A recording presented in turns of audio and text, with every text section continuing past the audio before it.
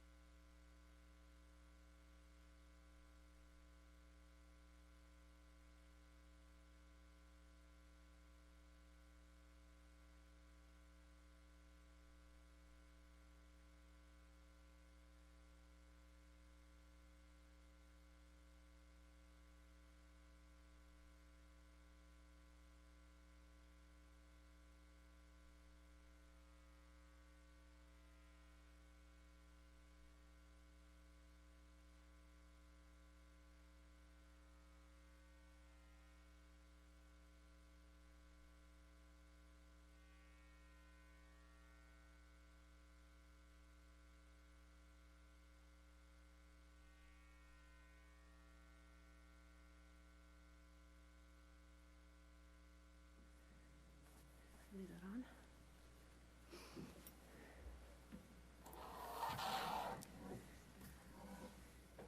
Good morning or good early afternoon, everyone. Thank you for joining me. And thank you to Michelle Dewar, the Deputy Minister of Finance, for joining me here at the table as well. In Budget 2021, we set a course to achieve fiscal stability. We announced a plan with measures of investments and savings that will position us to grow the economy and create jobs for a sustainable future. Today, I provide a mid-year update on the province's finances, as well as economic indicators for the fiscal year ending March of 2022. Budget 2021 set a path to bring provincial spending under control and a plan to ensure our financial and economic future is secured. And as I said in my budget speech, we all want the same thing: a strong, smart, self-sufficient, sustainable Newfoundland and Labrador. It's now our responsibility to ensure generations to come have better opportunities and healthier, more prosperous lives. We cannot, must not, and will not allow the deficit and debt to continue to rise and burden this and future generations. It's too important to all of us. And if we do what is needed, we can achieve what is great. In last year's budget, we forecasted a deficit of $1.82 billion.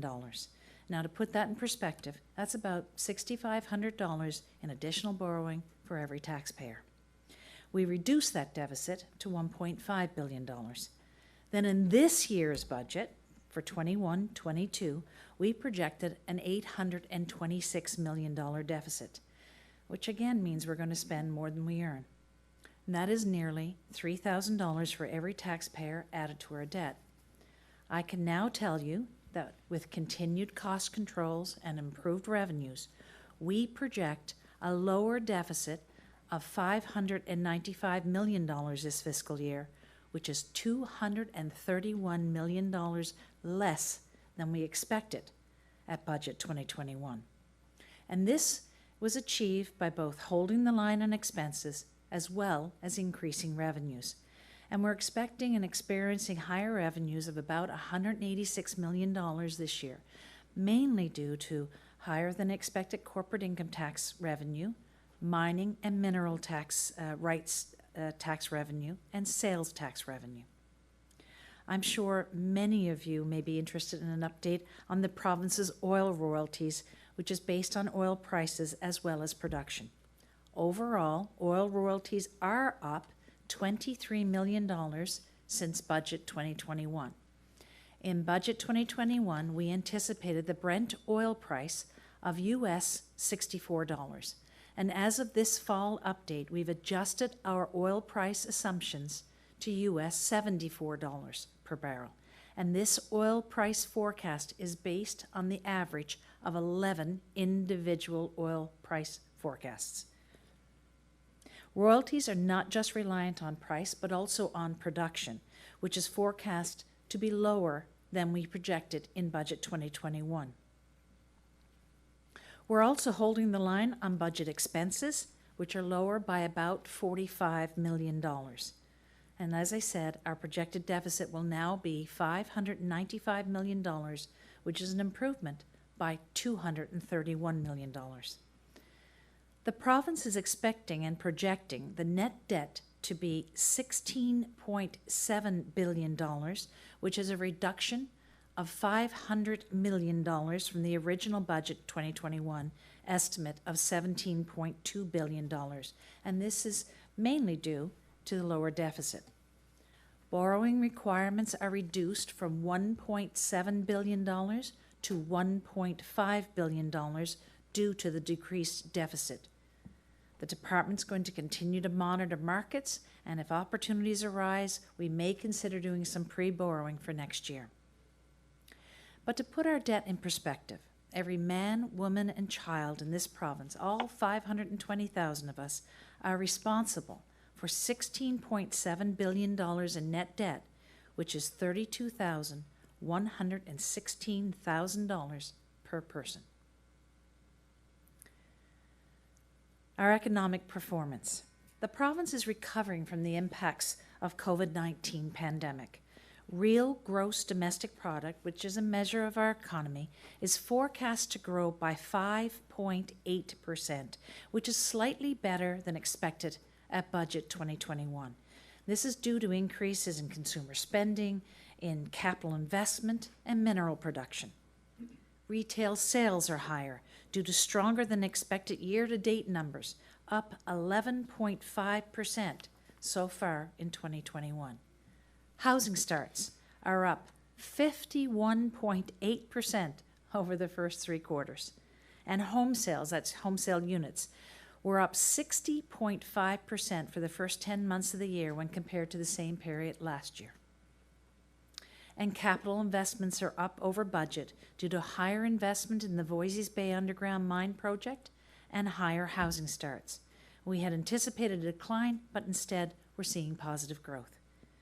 Employment is higher and the unemployment rate is lower due to stronger than expected year-to-date employment, up 3.2% over the first 10 months of 2021.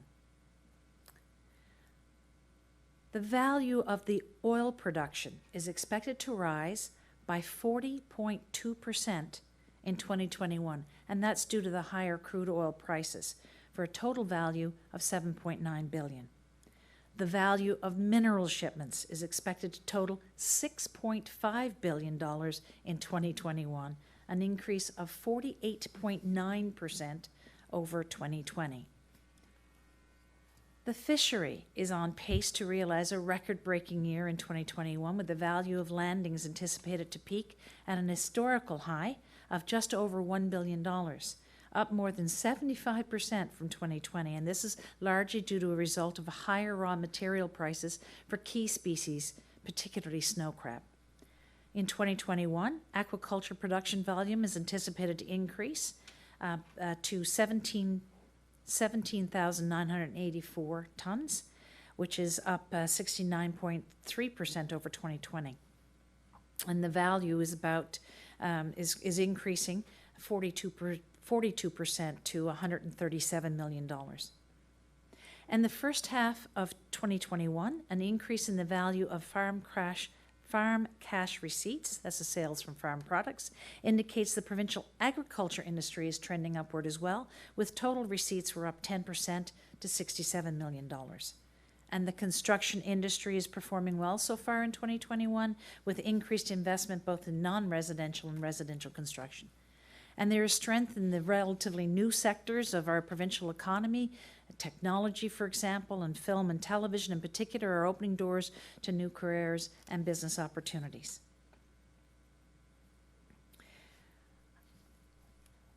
The 165 companies in the technology sector that added value of $1.6 billion annually is competing globally, and they're poised to add another 2,000 jobs over the next 3 years. And we're seeing a rapidly growing segment in our cultural industries, with film and television industry generating over $50 million in production activity in 2020-2021. We're expecting to see that double this year.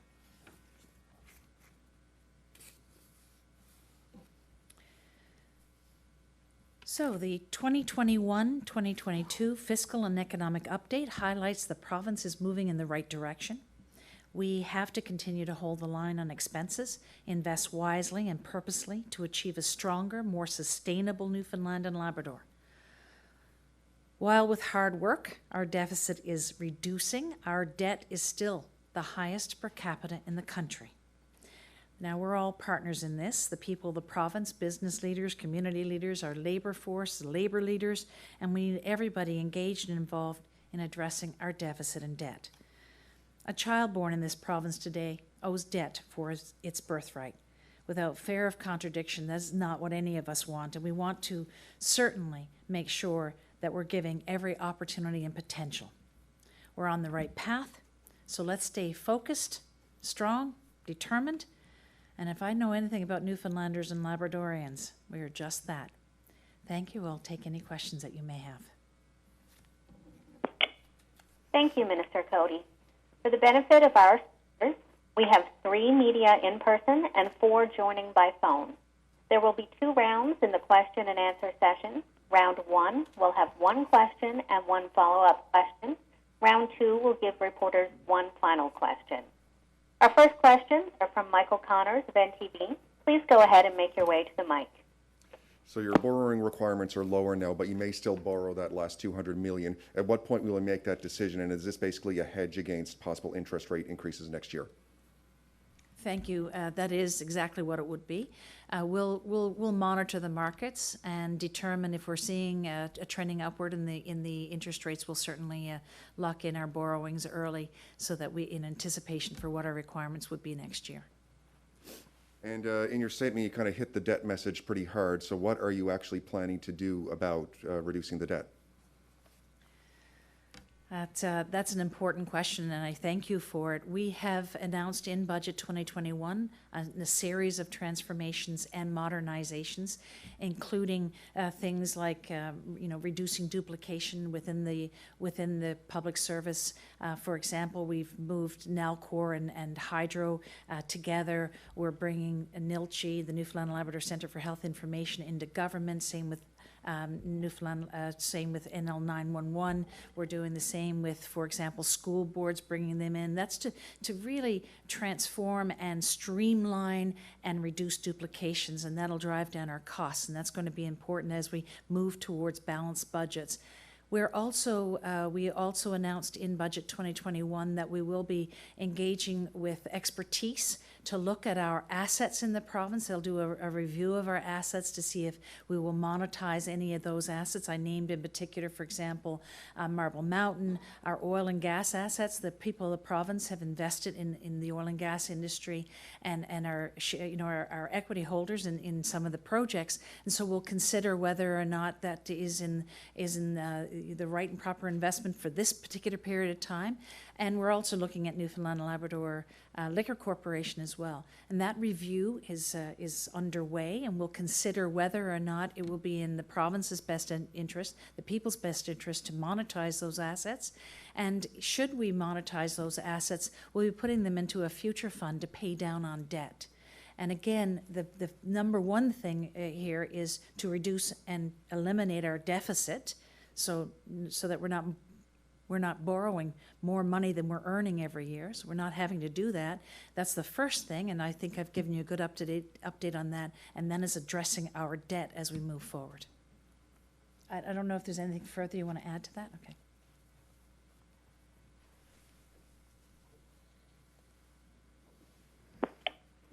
Thank you. Alex Bill, all Newfoundland and Labrador, please make your way to the microphone. So we're largely a resource-based economy, notwithstanding struggling restaurants and tourism. The prices of those resources are sky high.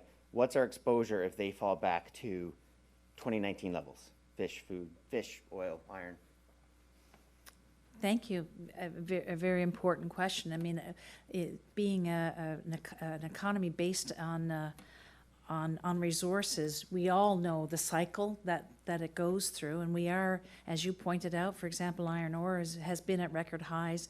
We're seeing really good peaks in the other resource industries as well.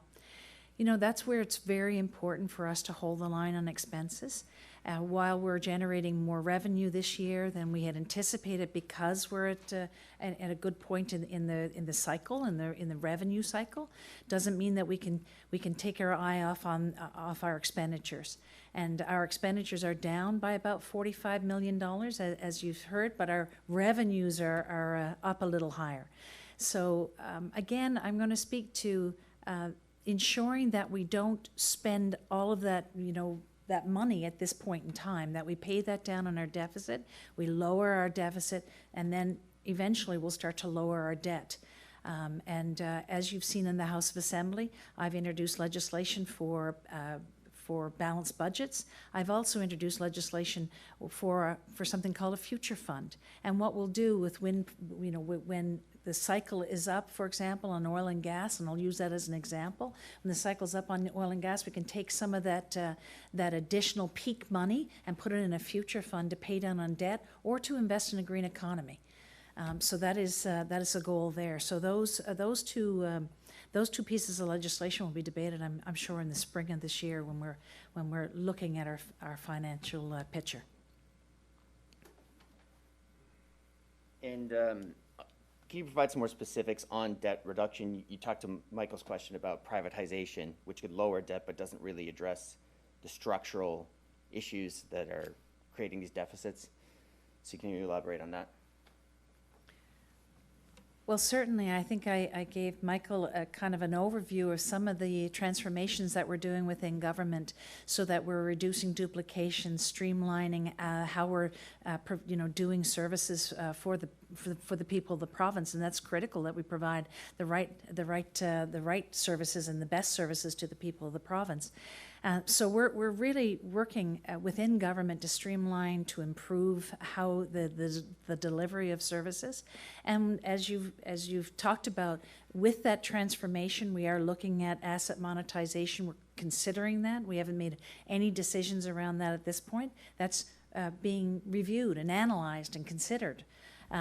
We also in budget 2021 talked about looking for joint solutions. That's going out to to industry, to communities, to social groups, to any number of people who may be interested in providing service to the people of the province. For example, for ferries, for facilities management, to name just a couple of them. So we're really looking at how we transform, modernize, and improve service delivery for the province. That'll help us to keep our costs under control, and we're growing the economy. So in conjunction with that, we're making the investments, and I talked a little bit about technology in film and television production. We're looking at what's happening in the fishery, what's happening in aquaculture, what's happening in agriculture, to name but a few. So diversification's very important, I think, as well, to continuing to grow our revenues in the province. So it's two things: it's keeping our costs under control, it's increasing our revenues, and then as we continue to do that, paying down on our debt. Glenn Whiffen of the Telegram, please make your way to the mic. Yes, sir. The $45 million in lower expenses, can you tell me what key areas make up that? Certainly, we're seeing some changes, for example, in the way we're spending some of the infrastructure money, so that it may not be spent this year. It may come up next year again, but it's we're having some lower expenditures in that regard because of timing issues. Oftentimes within government, there have been there are lower expenses than you anticipate, and I'll use an example: travel. Okay, we still budgeted for travel in case we had to do it, but there probably won't be as much travel as per a normal year. There are things like when you have a cycle with people moving into other positions or moving out of positions, there's usually a time lag to have them in those positions, so there's some money coming from that. So it's really just containing the expenses rather than anything else. So some of those expenses may come back into play as time goes on. Are there other areas you're looking at to reduce expenses? Yes, those duplications that I talked about earlier. So yes, those expenses may come into play in budget 2022, and we'll consider that as we move forward. But what we'll also look at is how do we reduce any of the duplications that we have? How do we streamline services to the people of the province? How do we even we've seen throughout COVID how a lot of people would like to go online for services. So we are putting more services online and making sure that they're available online. So that's streamlining available services as well. So continuing to hold that. We're also, as you know, doing a full review of our healthcare system. We're doing the health accord and how we make improvements there. So continuing to streamline, modernize, improve the way we do things will help us keep those expenses under control. I will say that Newfoundland and Labrador have a very good track record in holding the line on expenses. I can say that it's often said to me by bond rating agencies and others that we have done a good job of doing that, of recognizing that of recognizing the controls that are required to keep those expenses low. We will now go to the phone to Brian Callahan of VOCM. Thank you. Minister, we've noted the assumption for price of barrel of oil is gone now from $64 to $74. What drove that change? Is it strictly based on the average of the 11 forecasts now for Brent, or are there other factors? And can you speak to the amount of revenue gained and lost when that price fluctuates by just $1 one way or the other? Oh, yeah, certainly. Thank you for the question. Yes, it is as you've seen this year, the value of oil, the price of a barrel of oil has fluctuated upwards, which is a positive thing. It has garnered more revenue for the people of the province. I will say that what we've seen is It's averaged, as I said, around 74, around 72, I think, and we're anticipating from that 11 different forecasters that it will average around 74 for the year. I think today it's just under 80. It has fluctuated in the last number of days, so I think it's just under 80. And I just want to check my notes. I think it's $16 for every $1 change. 15. 16 million. Yeah. Yep. Now, 16 million for every $1 change, yeah. right. I just wanted to confirm that was the case. It's 16 million for every $1 change. So you're correct in that we should be, because we're moving it from 64 to 74, and for every $1 it's $16, but as I mentioned, the value of production is lower this year. So we had anticipated higher production, but because it's lower, we're realizing while still a gain in the oil revenues, it's not as big as an oil gain as if we had that production as we anticipated. So they pretty much offset each other. Pretty much, we're still to the good by $23 million. So that's positive. Okay, and just with regard to the asset monetization review, we saw this week that the NLC had some pretty impressive profits. They're reporting the largest ever dividend back to government in the organization's history. If that's making that kind of money and the profits are that, and it seems that lucrative, the more they make, does that make it less attractive or more attractive to monetize and to sell off? Well, I think I will say that NLC has indicated actually a record amount of dividend coming to the people of the province this year, which is very positive for us. That means investments in healthcare and education, for example.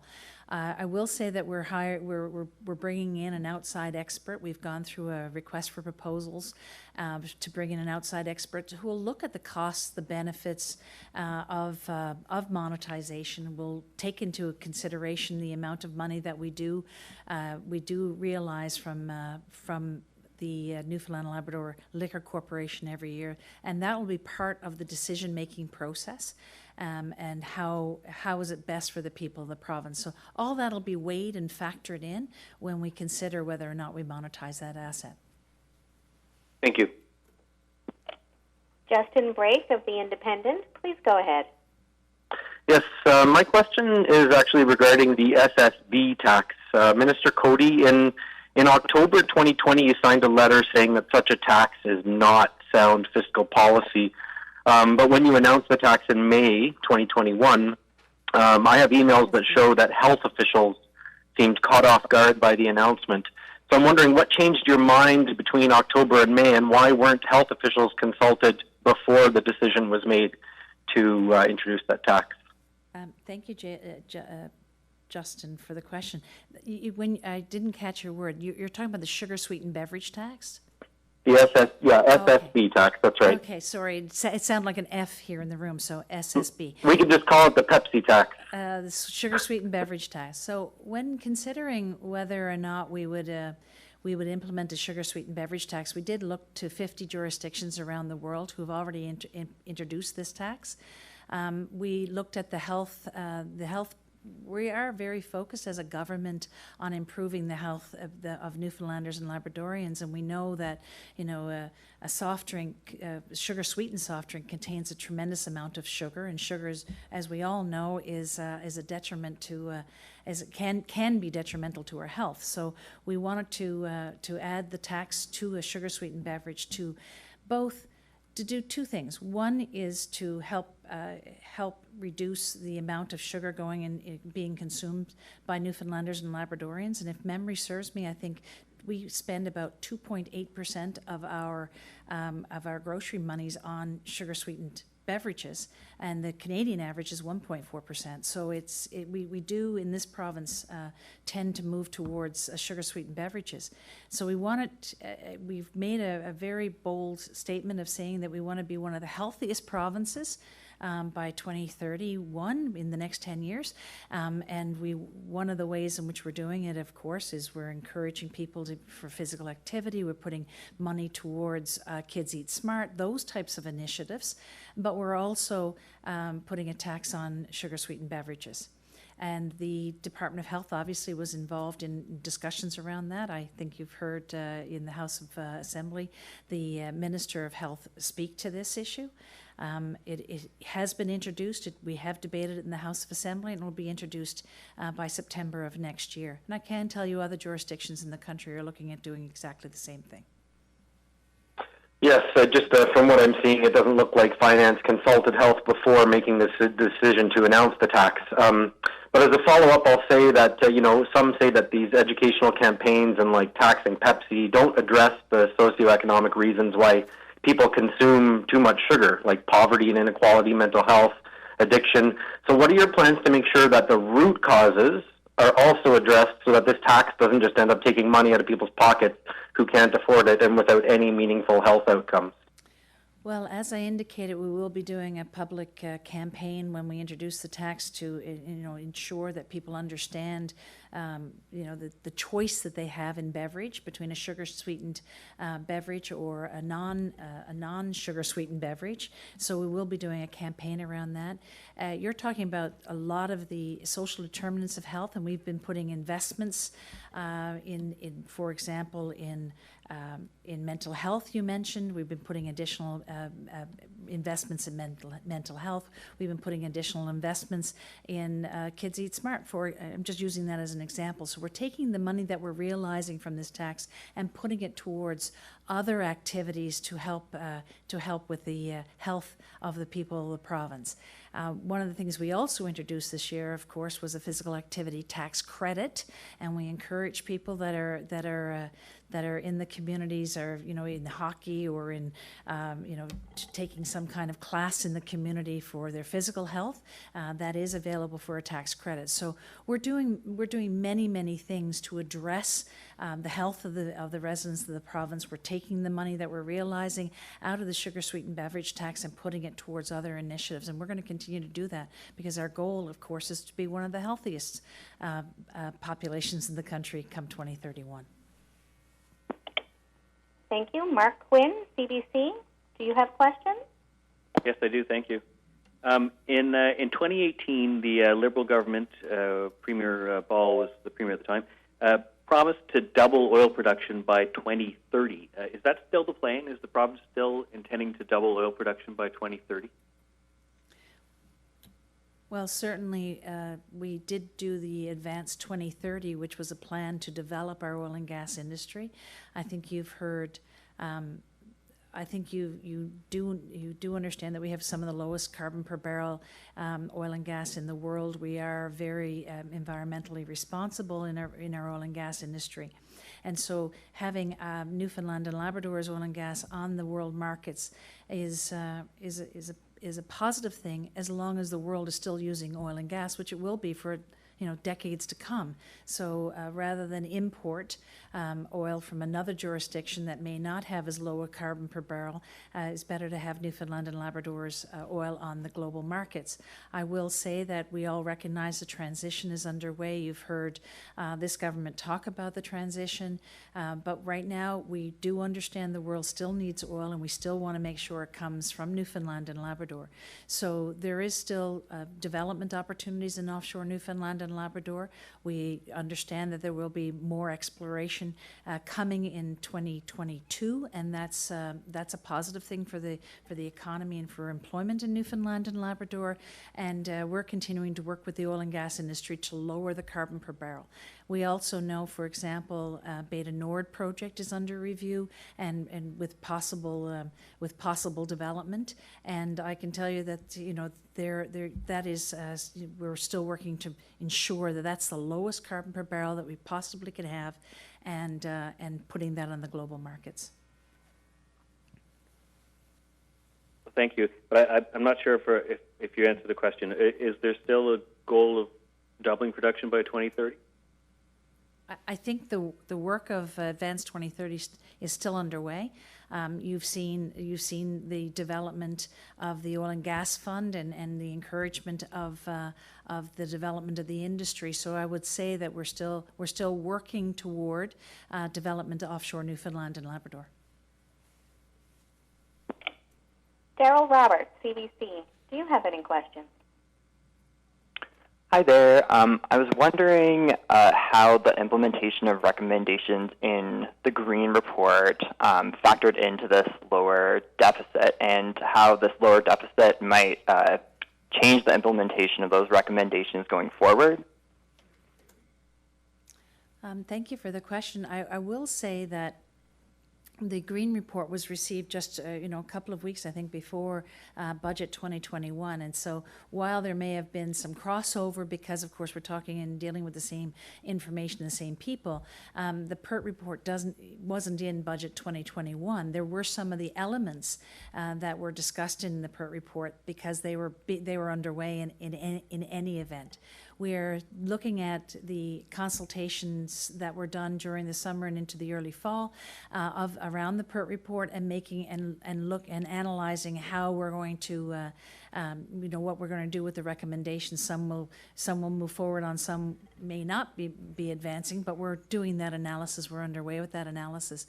With regard to whether or not some of the transformations that we've discussed in Budget 2021 do help with the what I'm going to call cost controls in Budget 2021, there may be some, but the budget that we're working through those implementations of those transformations, so they'll probably be realized in later budgets more so than this one. All right, and I was wondering if you could just explain a little bit, I guess, what the lower than expected impact of oil revenues tells you going forward. I'm not quite sure the question. The lower than anticipated impact on we are realizing this year, I think, about $1 billion in revenue. I'm looking to my deputy minister now, about $1 billion in revenue from the oil and gas industry this year, or in royalties. I'm looking for that confirmation. Is it approximately $1 billion in our? Okay, I'm not getting a confirmation. I think it's around that in our budget this year from oil revenues, and that is up by about $23 million. So there's still a big impact from the oil and gas industry on the revenues to the province. So we are still realizing a significant amount of revenues from the oil and gas industry, for the revenues of the province and for the expenditures of the province, and, as I said, in health and education and other ways. So we're still fairly reliant on oil and gas revenues, and we'll see that continue for the time being. We do have a number of projects offshore Newfoundland and Labrador, but again, the key here is we understand that the transition is underway, and we're transitioning the economy, and we're also working to keep the lower carbon per barrel. Michael Connors of NTV, do you have a final question? I just want to go back to the Advanced 2030 thing. You sort of said generically the plan is still to continue to develop offshore resources, but the specific target was to double by 2030. Is that gone now? Are you not trying to double it anymore? Because you're also talking about transitioning away from oil. So is the specific target of doubling production not on the table anymore? As I understand it, I'm no longer in that department. As I understand it, they're still working through Advanced 2030. So they're still moving toward that target of continuously growing our oil and gas industry, recognizing that we are transitioning and we need to lower the carbon per barrel. Alex Bill, all Newfoundland and Labrador, do you have a final question? Yeah, you talked about deficit reduction, streamlining services, reducing duplication. That's been the message for government for several years now. But we have a $600 million deficit when oil, iron, and fish prices are high. So how can we return to surplus without significantly cutting core service, core spending, or raising taxes? Certainly that's what the transformation and modernization of government services is all about, is reducing those expenses. and reducing our requirements to increase costs, but yet still service the people of the province. So that's why we've, in Budget 2021, undertaken a significant commitment to transformation modernization. That's why we're doing things like moving the school board within government, so we reduce any duplication, streamline, create efficiencies, so the money is spent in the classroom rather than on administration. So we're underway on those transformations, and that's how we'll continue to ensure that we meet our deficit targets and go toward a balanced budget. So you're absolutely right. We're getting good revenues this year. You are correct, and we will have a lower deficit because of that, and we're also holding the line on expenses and actually lowering our expenses. So the combination of the two is what's really needed, but we all need to remain focused on that, because it's, you know, when revenues are up, the tendency is to spend those revenues. We've got to be disciplined and understand that, you know, they're up today, they may not be up tomorrow. Glenn Whiffen of the Telegram, do you have a final question today? Yes. As you were saying, we're still fairly reliant on oil and gas revenues, and our economy is transitioning. Are we going to be able to transition fast enough to replace the oil and gas revenue?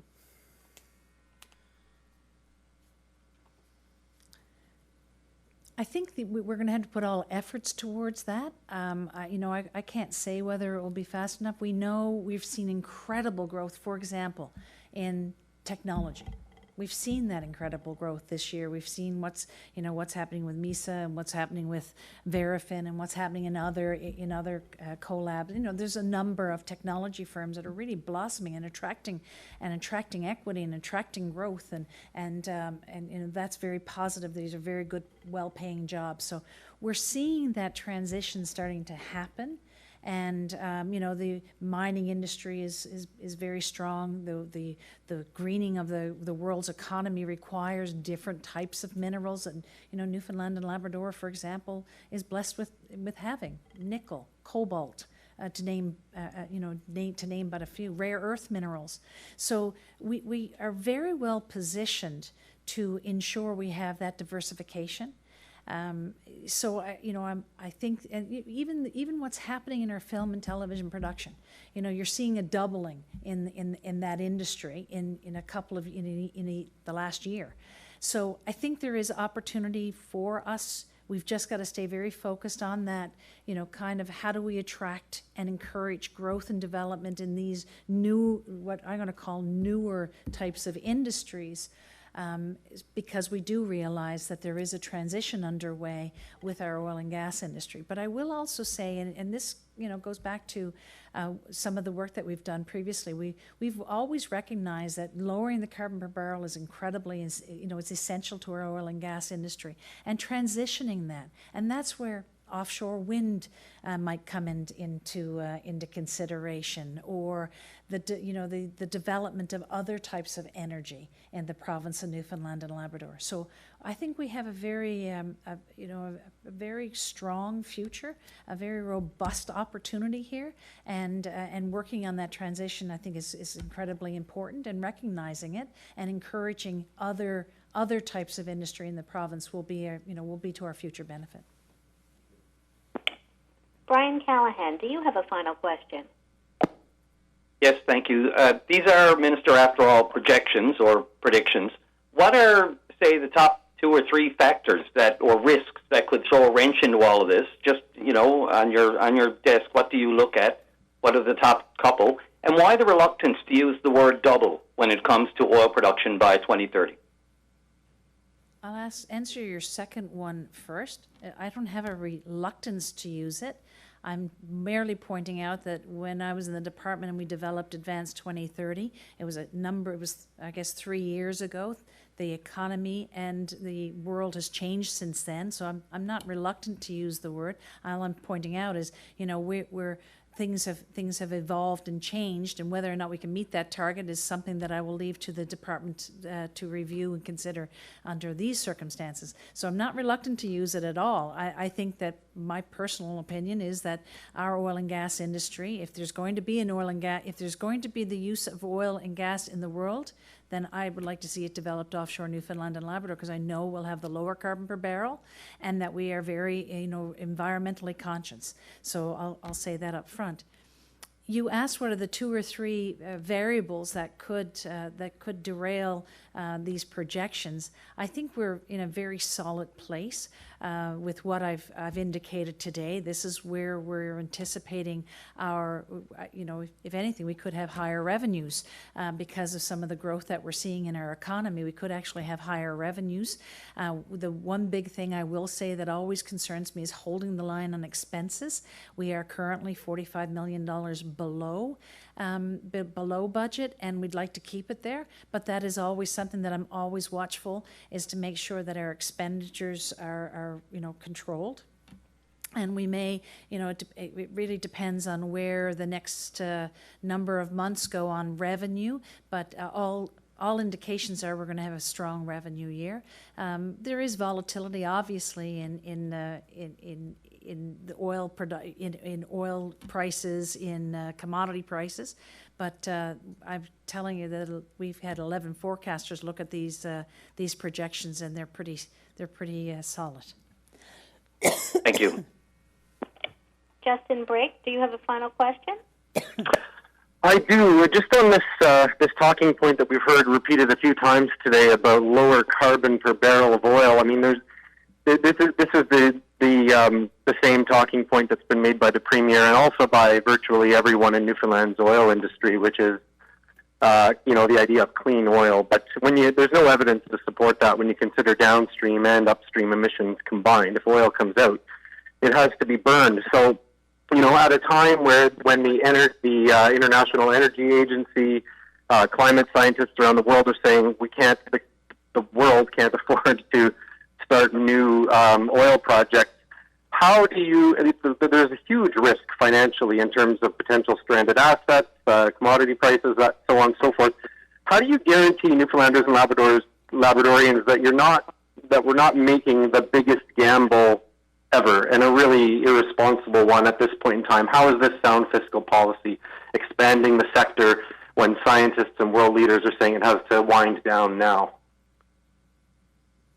Well, thank you for the question. I will say that there are international studies that look at the carbon per barrel across projects around the world, and Newfoundland and Labrador is one of the lowest. I think it's the second lowest, and that chart is available if you'd like to see it. There is there are analysis and reviews done around the world to look at carbon per barrel.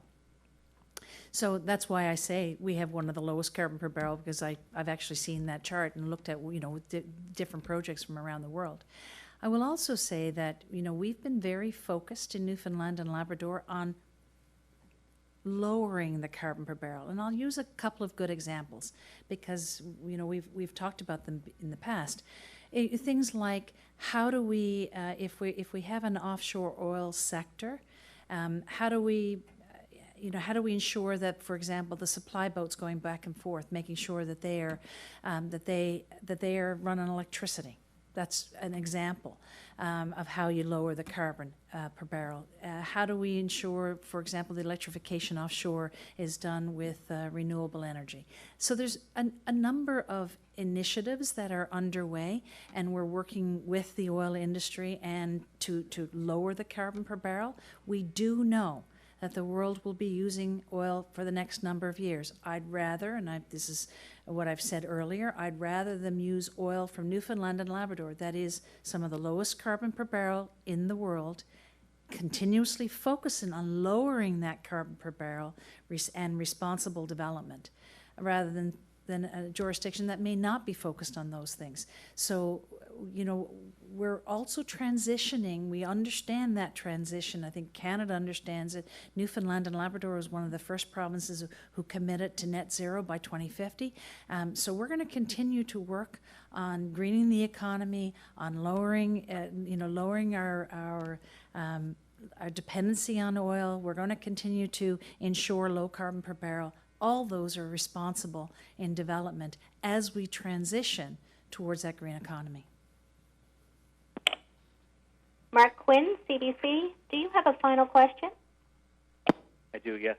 One of the things you said is that revenues are up because corporate income taxes are up. And I understand as well that commodity prices are up, and that's also helped us, commodity prices like iron ore. But with all these things going up, it seems that people's incomes aren't increasing. Do you think this is a justification for perhaps accelerating our plans to increase, say, the minimum wage? I know there's a process for developing and increasing it periodically, but with all of these changes in expenses and people's incomes not changing, is that something we should be considering more aggressively, increasing the minimum wage? Well, thank you for the question. There is, as you indicated, a process underway to review the minimum wage and how it's set and what is required there. So I'll leave that process. It is a well-established and independent process. I will say that yes, revenues are up today, but as one of your colleagues pointed out earlier, we are a resource economy dependent on commodity prices. So so revenues could be down next year. And, there's a cycle to commodity prices, and we're going to see some changes, I would think, in those commodity prices in the years to come. So, we also have to be respectful of the point that, yes, we're coming out of COVID. Our gross domestic product is increasing. Our sales, sales tax increases are there because the consumers are spending money, and commodity prices are up. So we don't want to focus our attention completely on the fact that the revenues are up because they could change tomorrow. Daryl Roberts, CBC, do you have a final question today? I do. You've mentioned this need for a green transition a few times now. I'm wondering if that means we'll see more of an emphasis on alternative forms of energy, like I think you mentioned wind earlier, and maybe even a less of an emphasis on oil and gas in future budgets. Well, I don't know if it'll show up in future budgets. It would depend on what the department. I know the department has been looking at, and they're out there engaging now in consultations around a renewable energy plan and considerations of how we maximize our opportunities around renewable energy. So I know that the department is fully engaged in that. We've been fully engaged with the Department of Environment, for example, on ensuring we get to net zero by 2050. So that greening the economy is very, very important. And we also see that from the federal perspective as well. So I think that you'll see it in future budgets in that you'll see this transition of the economy and the development of some of these industries taking over from some other industries that may be in decline or may decline in the future. Thank you, everyone. Minister Cody, do you have any final comments today? Just thank you. I'll again reiterate for those that might just be tuning in, our revenues are up this year and our expenses are slightly lower by $45 million lower, and which means that we'll have a lower than anticipated deficit, which I think is a very, very positive news for the people of the province, and that our economy is